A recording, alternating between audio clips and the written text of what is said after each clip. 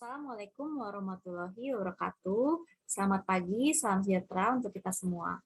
Perkenalkan, nama saya Kardina Indrana Mutia dengan NIDM 0327059101. Saya berhome base di Universitas Bhayangkara Jakarta Raya, tepatnya di program studi manajemen Fakultas Ekonomi dan Bisnis.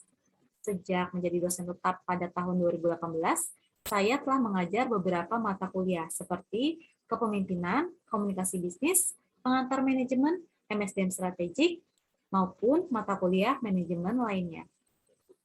Bidang ilmu yang saya tekuni saat ini adalah manajemen sumber daya manusia. Pada pendekatan perkuliahan yang saya gunakan adalah delivery, interaction, dan assessment.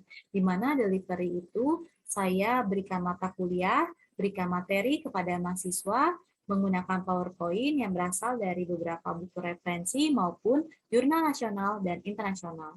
Untuk interaction, di mana saya memberikan waktu kepada mahasiswa saya untuk berdiskusi bisa melalui WhatsApp, Zoom meeting, dan sebagainya.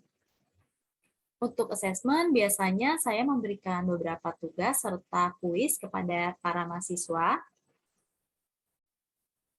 Lalu sebelum kita masuk ke dalam mata kuliah kepemimpinan, saya ingin mendeskripsikan mata kuliah tersebut, di mana kepemimpinan berbobot 3 SKS. Peran kepemimpinan di dalam mendukung organisasi mencapai tujuannya adalah sangat penting. Keberhasilan di dalam mengidentifikasi gaya kepemimpinan dan memadukannya dengan keefektifan, pembentukan, dan pengembangan tim akan sangat berguna bagi pengelolaan organisasi. Pemahaman sejak dini atas arti pentingnya kepemimpinan dan keterampilan untuk membangun tim yang solid merupakan modal dasar bagi mahasiswa saat terjun di dunia kerja nyata. Berikut capaian pembelajaran mata kuliah dari kepemimpinan, di mana peserta mata kuliah ini akan mampu meningkatkan pemahamannya terhadap berbagai teori dan konsep kepemimpinan. Untuk selanjutnya, mampu mengidentifikasi gaya kepemimpinan masing-masing. Dan peserta mata kuliah juga akan memiliki keterampilan di dalam mengembangkan tim yang merupakan salah satu aspek kepemimpinan. Selanjutnya adalah mampu meningkatkan kepekaannya untuk menyadari pentingnya peranan pemimpin dalam organisasi serta implikasinya pada efisiensi dan efektivitas organisasi yang disesuaikan dengan perkembangan teknologi saat ini. Selanjutnya, mengembangkan wawasannya tentang peranan kepemimpinan sebagai dasar dalam menjalankan kegiatan manajemen dan mampu memahami dan menganalisa peranan pemimpin dalam menerapkan manajemen perubahan.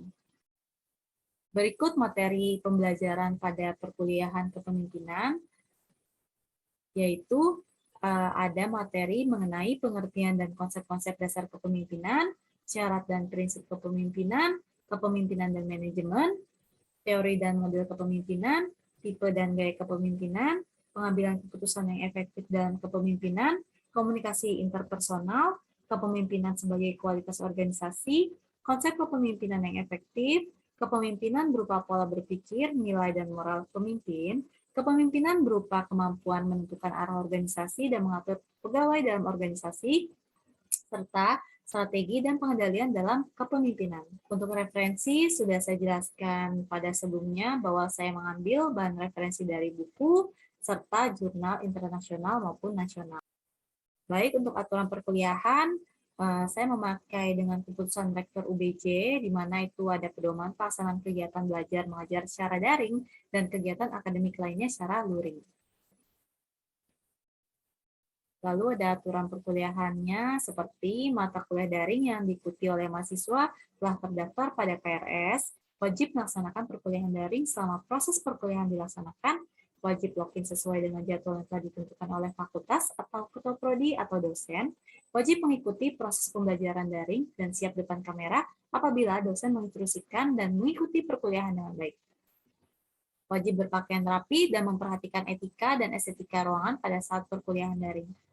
Setiap mahasiswa tidak diperkenankan melakukan hal-hal yang melanggar aturan dan etika. Apabila mahasiswa yang bertanya kepada dosen, mahasiswa dapat memberikan kode atau pesan teks kepada dosen. Setiap mahasiswa wajib mematuhi peraturan perkuliahan daring. Untuk bentuk pembelajaran, metode yang saya gunakan ada metode klasikal, metode problem-based learning, metode discovery learning. Untuk media pembelajaran ada laptop, smartphone, atau bentuk media pembelajaran lainnya. Untuk aplikasi pembelajaran ada Zoom, ada e-learning, ada SIA atau Sistem Informasi Akademik, serta ada Google Meet. Baik, untuk tugas biasanya saya memberikan tugas individu dan kelompok, di mana tugas individu nantinya mahasiswa masing-masing untuk mereview jurnal nasional dan internasional. Lalu selanjutnya membuat video cerita tentang pemimpin, lalu diupload ke akun YouTube masing-masing. Berikut salah satu tugas dari mahasiswa kelas kepemimpinan yang pernah saya ampuh.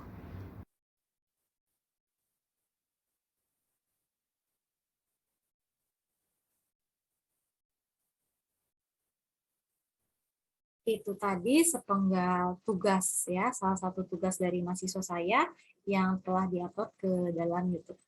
Lalu selanjutnya ada tugas kelompok di mana mahasiswa akan membentuk kelompok dan melakukan presentasi. Untuk bahan materi nantinya akan saya tentukan kepada masing-masing kelompok tersebut.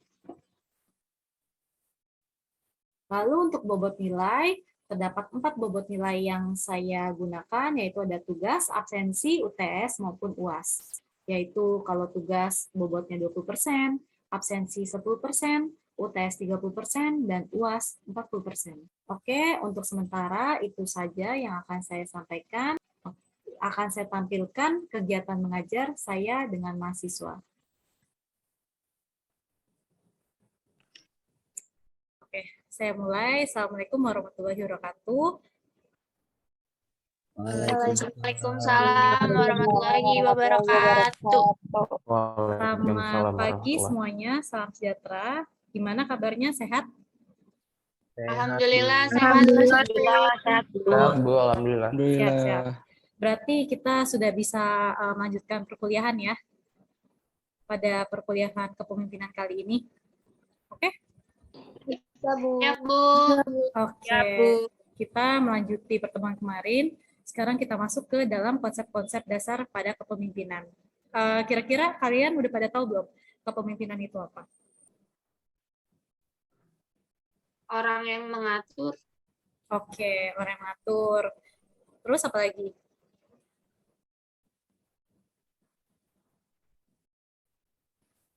Orang yang memimpin. Intinya yang memimpin ya. Tapi kalau menurut menurut Stephen Perovich itu kepemimpinan adalah kemampuan untuk mempengaruhi suatu kelompok untuk pencapaian tujuannya.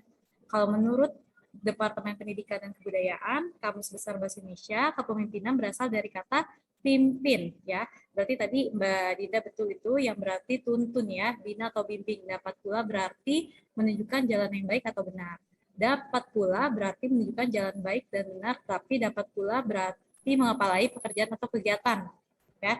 Menurut Rifai, kepemimpinan adalah seni mempengaruhi dan mengarahkan orang dengan cara kepatuhan, kepercayaan, kehormatan, dan kerjasama yang bersemangat dalam mencapai tujuan bersama.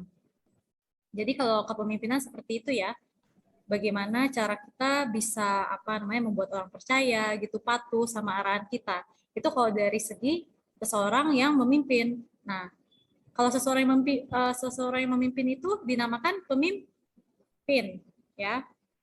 Tadi kalian udah paham bahwa kalau pemimpin itu orang yang mendorong dan menggerakkan orang lain agar mau bekerja sama ya, mencapai tujuan yang telah ditentukan. Jadi pemimpin itu dia orang yang membangun tugas dan tanggung jawab untuk memimpin dan bisa mempengaruhi orang dipimpinnya. Intinya dengan menjadi seorang pemimpin berarti harus siap untuk pengayom rakyat ya.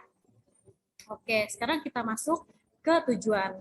Tadi definisi kepemimpinan sudah, pemimpin itu sudah. Nah, tujuan adanya kepemimpinan apa sih? Agar apa? Pertama, membantu terciptanya suatu iklim sosial yang baik.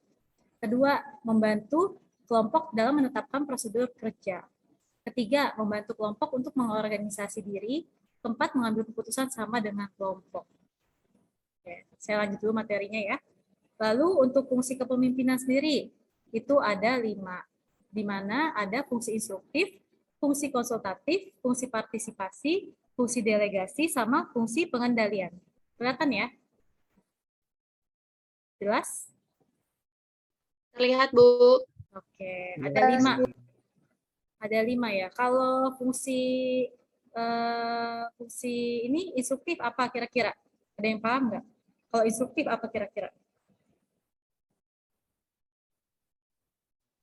Pemerintah, Bu. Memerintah, ya dari kata instruksi ya kan, betul, betul sekali. Jadi kalau instruksi itu pemimpin itu kan memerintah, jadi dia punya fungsi untuk memerintah seseorang ya. Kalau konsultatif apa? Konsultatif dari kata konsultasi. Saya pengen konsultasi nih, maksudnya apa? Mengatasi problem di internal organisasi mungkin, Bu. Oke, betul ya. Cara mengatasinya dengan cara komunikasi 2 arah ya. Jadi maksudnya apa? Kadang pemimpin itu kan maunya didengar ya, tapi sebenarnya kalau pemimpin yang baik itu harus 2 arah ya, dari pengikutnya sama dari pemimpinnya, mereka harus saling berkomunikasi. Ketika pemimpin ada masukan, pengikut menerima. Ketika pengikut ada masukan atau saran, pemimpin juga menerima. Karena kita nggak pernah tahu ya, maksudnya orang walaupun mereka di bawah kita gitu, di bawah levelnya kita, tapi kita nggak tahu kemampuan orang pasti bisa aja melebihi kita gitu ya. Baik, itu fungsi konsultatif. Lalu ada fungsi partisipasi. Kalau partisipasi apa? Keterlibatan ya. Jadi bagaimana ya cara seorang pemimpin ini mampu mendorong semua anggotanya untuk berpartisipasi lah pada semua kegiatan yang ada di perusahaan ya. Lalu untuk fungsi delegasi. Delegasi, saya mendelegasikan ini ke kamu. Berarti apa? Perwakilan, Bu. Betul. Ya, jadi kalau delegasi itu jatuhnya kayak kita memberikan kewenangan tugas ke seseorang gitu, karena seseorang itu tuh ya memang itu pekerjaannya pertama dan memang harus bertanggung jawab ya. Jadi penunjukannya ini bertujuan untuk mengutus seseorang ya menjadi salah satu perwakilan suatu kelompok. Intinya mendelegasi ya, memberikan wewenang, memberikan tugas kepada anggotanya. Itu delegasi. Lalu ada fungsi pengendalian. Pengendalian dari fungsi manajemen, controlling, ya kan? Controlling apa berarti?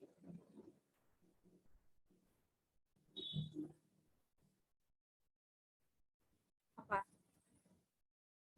Berarti pemimpin mempunyai fungsi mengendalikan seluruh kegiatan yang sedang berjalan pada perusahaan, ya. Karena apa? Karena dengan adanya pengendalian gitu kan, controlling dari para pemimpin, kita jadi tahu nih ketika ada apa yang harus dievaluasi gitu. Jadi si pemimpin harus siap-siap membuat solusi yang terbaik. Ya. Oke, itu fungsi kepemimpinan. Nah, gimana sih cara agar menjadi pemimpin yang sukses? Kira-kira apa? Ada 8 ya sifat gitu. Jadi kalau misalkan kalian nih suatu saat menjadi pemimpin gitu, pejabat atau apa, kalian harus memiliki sifat ada namanya drive ya, dorongan, kegigihan, ambisi ya. Harus gigih. Kalau misalkan pemimpin ibaratnya nggak gigih, cuman ya sudahlah, itu mah kan kemar-kemer ya, itu nggak bisa ya ibaratnya. Terus honesty and integrity, kejujuran ya, harus jujur, terbuka dan dapat dipercaya. Leadership motivation, memotivasi bawahan agar tujuan tercapai. Self confidence, percaya diri dengan kemampuannya. Cognitive ability, cerdas mampu mengintegrasikan informasi. Ya, sama knowledge of the business, pengetahuan tentang bisnis yang ia jalani. Lalu ada kreatif, ya, harus kreatif ya si pemimpin itu. Sama flexibility, fleksibel dengan keadaan atau menyesuaikan diri dengan situasi dengan para pengikutnya. Gitu ya. Yang nomor 8 ini maksudnya pasti kalian juga, apalagi keadaan sekarang ya, COVID ini gitu. Para pemimpin perusahaan pasti mereka harus benar-benar fleksibel ya dengan keadaan yang ada gitu. Karena kita nggak tahu apa yang terjadi ke depan, tiba-tiba keadaan lagi anjlok atau apa, itu pemimpin harus siap. Makanya pemimpin harus mempunyai ya beberapa namanya alternatif solusi dari kejadian-kejadian yang sekiranya akan terjadi ke depan. Lalu ada namanya pemimpin ya tadi. Sekarang faktor kepengikutan. Ya, maksudnya apa? kepengikutan bukan peran yang pasif, sebaliknya para pengikut yang paling berharga adalah yang terampil, karyawan yang mandiri, orang yang berpartisipasi aktif dalam menetapkan arah kelompok, menginvestasikan waktu dan tenaganya dalam kerja kelompok, berpikir kritis dan pendukung bagi ide-ide baru ya. Lalu ada lagi nih pengertiannya, kalau misalkan pengikut itu adalah individu yang membuat penilaian tentang para pemimpin dan kemudian memutuskan apakah mereka mengikuti pimpinannya atau tidak. Hal ini juga menunjukkan bahwa ada pembagian kekuasaan antara pemimpin dan pengikut yang mempengaruhi hasil dan itu tergantung pada keputusan untuk mengikuti atau tidak. Nah, menurut FND ini ada beberapa klasifikasi dari kepengikutan ya, yaitu ada kepengikutan berdasarkan naluri. Dia terjadi kepengikutan pada sejumlah orang yang disebabkan timbulnya dorongan untuk menaruh kepercayaan kepada seseorang, sehingga mereka bersedia untuk melakukan tindakan tertentu yang dikehendaki orang yang memperoleh kepercayaan itu. Kedua, kepengikutan berdasarkan tradisi. Ya, jadi dia timbul karena adanya kebiasaan secara turun-temurun. Apalagi biasanya kan kalau skala besar tuh negara, terus kalau skala kecil mah desa. Kalau kepengikutan berdasar agama, biasanya mereka dari pemuka agama ya, karena kan pemuka agama itu mereka biasanya punya pengetahuan gitu perihal itu. Lalu kepengikutan berdasarkan rasio. Kalau rasio dijumpai di kalangan orang yang terpelajar. Mereka mengakui seseorang sebagai pimpinannya berdasarkan pertimbangan rasional berlandaskan penalaran. Lalu terakhir berdasarkan peraturan kepengikutan. Jadi berdasarkan peraturan itu dia terdapat pada masyarakat modern, di mana orang-orang mengelompokkan diri untuk mencapai suatu tujuan berdasarkan kepentingan yang sama secara bersama-sama. Ya, jadi ada 5 klasifikasi dari kepengikutan. Lalu kira-kira apa sih yang diinginkan nih para atasan kepada para pengikutnya? Ada 4. Pertama, sikap yang membuat sesuatu menjadi nyata. Ya, intinya pemimpin itu tuh pinginnya ya kita nih misalkan sebagai bawahan itu ada hasil dari kerjanya gitu, ada outputnya yang kelihatan. Jadi nggak hanya talk aja gitu, jangan hanya bicara aja. Lalu kedua, kesediaan untuk berkolaborasi. Ketiga, motivasi untuk mengikuti yang terbaru ya. Keempat, semangat untuk mendorong pertumbuhan individu itu sendiri. Jadi atasan itu pengen bawahan ya kreatif ya, terus selalu termotivasi, selalu pengen ada rasa ingin tahu gitu ya, selalu bersemangat gitu, pengen tumbuh dia. Jadi nggak hanya stuck di satu momen tertentu. Kan kadang ada namanya pengikut yang berada di zona nyaman ya, ketika udah ada berada di kondisi tertentu, udahlah mau ngapain lagi kita upgrade diri gitu, buat apa, udahlah saya udah capek gitu kan. Padahal nggak kayak gitu. Lalu beberapa hal yang diinginkan pengikut dari pemimpinnya dalam mengikuti jejak pemimpin, yaitu ada kejelasan ya. Kejelasan apa maksudnya? Kejelasan ya dari apa yang dia kerjakan gitu, dari statusnya apa, kan mereka pengen kejelasan hak juga, haknya dia gitu apa. Terus umpan balik yang tadi saya bilang, kalau misalkan para pemimpin itu jangan sampai tidak mendengarkan para pengikutnya gitu. Kita pengikut tuh pengen juga didengerin kan, karena kalau misalnya pikir-pikir itu baik juga kok, bisa kok jadi ngebantu perusahaan ini gitu. Lalu adanya pembinaan. Kalau misalkan kalian punya karyawan, SDM, ingat SDM itu adalah aset. Jangan sampai kalian melupain SDM ya. Itu aset perusahaan. Mereka harus terus dilakukan pengembangan diri. Oke. Lalu teori munculnya kepemimpinan. Teori genetis, sosial, sama ekologis. Genetis apa? Kenapa pemimpin bisa muncul? Nah, ini ada 3 teori dari genetis, sosial, sama ekologis. Kira-kira genetis apa?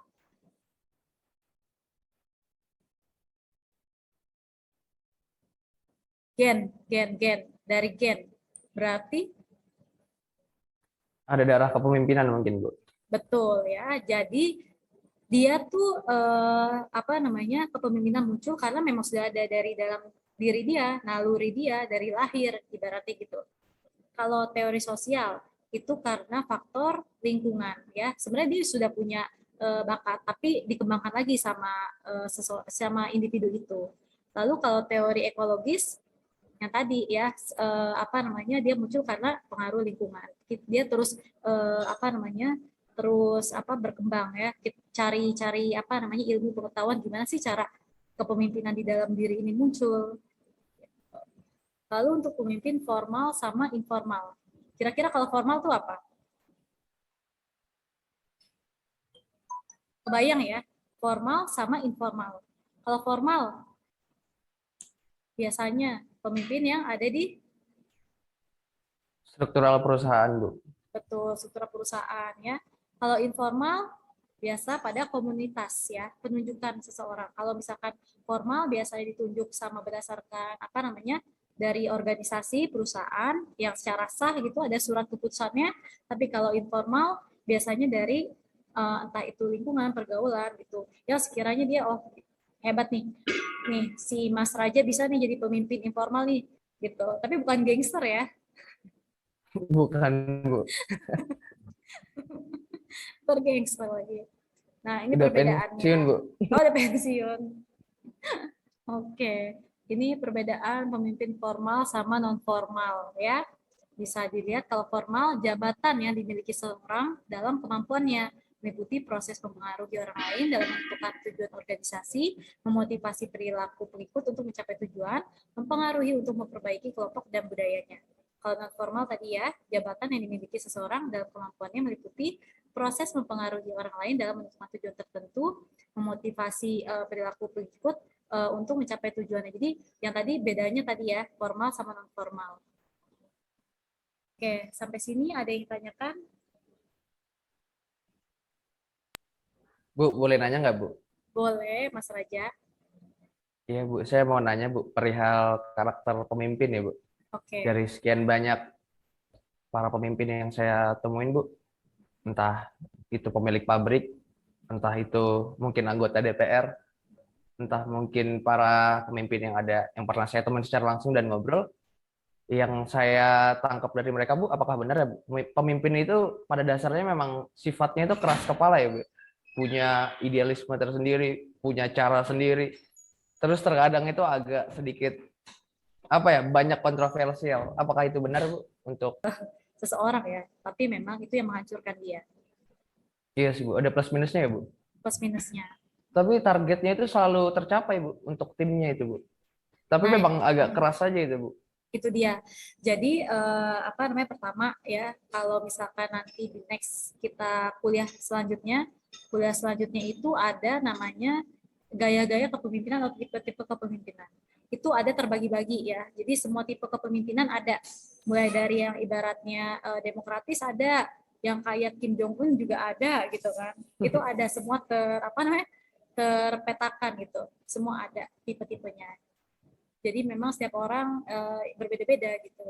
Dan diharapkan Mas Raja ketika misalkan jadi pemimpin nih, ya semoga Iya, Bu. tetap low profile ya. Pasti, Bu. Insya Allah. Ya, harus menjaga amanah, harus tetap menjunjung tinggi nih karakteristik ini nih, 8 ini. Pasti, Bu. Mantap, Yes. Bu. Matur nuwun, Bu. Ya, saya doakan ya kalian semua jadi orang sukses. Amin. Jadi orang sukses, terus jangan lupa sama saya, oke? Serius, amin. Ya. Oke, baiklah. Kira-kira ini dulu ya materinya. Nanti untuk tugas, tolong dibagikan kelompoknya tolong diberikan ke saya, nanti akan saya berikan materinya. Oh ya, satu lagi ada tugas review jurnal ya, yang harus kalian kerjakan. Jangan lupa, ini review jurnal, membuat video cerita tentang pemimpin ya, ke akun YouTube masing-masing, tolong diupload. Nanti minggu depan tolong segera dikumpulkan ke saya ya linknya. Oke, terima kasih yang sudah hadir dan memperhatikan. Kurang lebihnya mohon maaf. Saya akhiri. Wassalamualaikum warahmatullahi wabarakatuh.